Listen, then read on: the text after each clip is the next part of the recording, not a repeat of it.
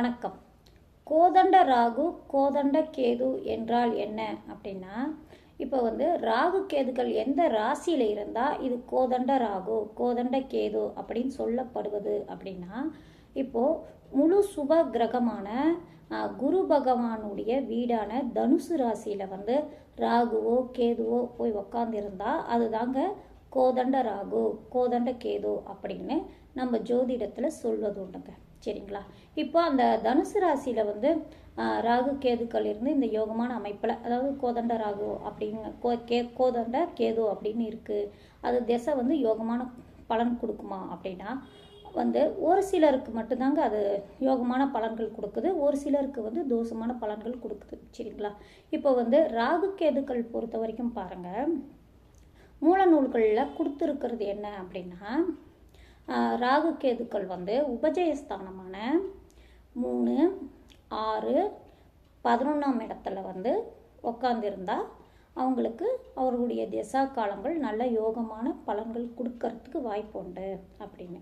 அடுத்து சில ராசிகளில் ராகு கேதுக்கள் இருந்தாலும் அது யோகமான பலன்கள் கொடுக்கறது உண்டு அப்படின்னு. அது என்னென்ன ராசி அப்படின்னா, மேஷம், ரிஷபம், கடகம், கன்னி, மகரம், இந்த 5 ராசிகளில் ராகுவோ கேதுவோ இருந்தா அப்படின்னா அது யோகமாக அவங்களுடைய திசை பேசும் அப்படின்னு பொதுவாக ஒரு கருத்து உண்டுங்க.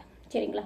இப்போ இந்த ராசிகள்லாம் இருந்தால் அந்த ராகு பகவானும் கேது பகவானும் தன்னுடைய திசையில் யோகமான பலன்கள் கொடுக்குதா அப்படின்னா, ஒரு சிலருக்கு தான் இப்போ நான் மேலே சொன்ன மாதிரி ஒரு சிலருக்கு யோகமாக பேசுது, ஒரு சிலருக்கு தோஷமாக பேசுது. சரிங்களா? இப்போ யோகமாக பேசுது இந்த ராசிகள்லாம் இருந்து அப்படின்னா அது என்ன மாதிரி அமைப்பு அப்படின்னா, இது நான் மேலே சொன்ன மாதிரி இந்த மாதிரி அமைப்பில் இருப்பதும் ஒரு காரணம். அடுத்தது 2வது காரணம் என்னன்னா, அவங்களுக்கு வீடு கொடுத்த கிரகம் நல்லா வலுவாக இருந்திருக்கும். அதாவது எப்படின்னா, ராகுவோ கேதுவோ இந்த ராசிகள்லாம் இருந்து அவங்களுடைய வீடு கொடுத்த கிரகம் ஆட்சியாகவோ உச்சமாகவோ வலுவாக இருந்தது அப்படின்னா அவங்களுடைய திசா காலங்கள் நல்ல யோகமாக பேசுங்க. சரிங்களா?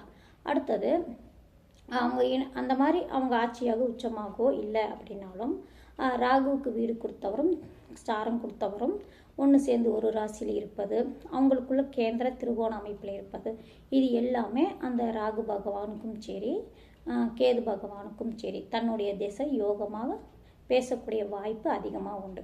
சரிங்களா?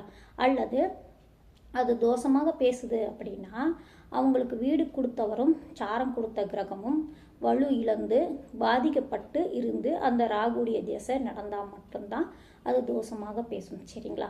அதுவே ஓரளவு மத்தியமையான பலன்கள் கொடுக்குது அப்படின்னா அந்த லக்னத்துக்கு சுப கிரகங்களான லக்னாதிபதி, 5ஆம் அதிபதி, 9ஆம் அதிபதி சேர்க்கையோ பார்வையோ அந்த ராகுவோட கேதுவோட ஏற்பட்டுட்டாலும் சரிங்க, அவங்களுடைய திசா காலங்கள் ஓரளவு நல்ல பலன்கள் கொடுக்கறதுக்கு வாய்ப்பு உண்டு. சரிங்களா?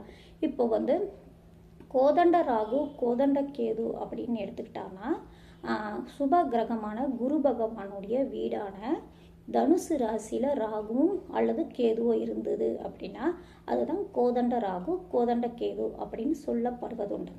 இப்போ ராகு கேதுக்கள் பொறுத்தவரையும் இப்போ நான் மேலே சொன்ன மாதிரி அந்த வீடு கொடுத்த கிரகமும் சாரம் கொடுத்த கிரகமும் மட்டும்தான் அது வலுவாக இருந்தால் மட்டும்தான் அது யோகமாக பேசுங்க. சரிங்களா? நன்றி, வணக்கம்.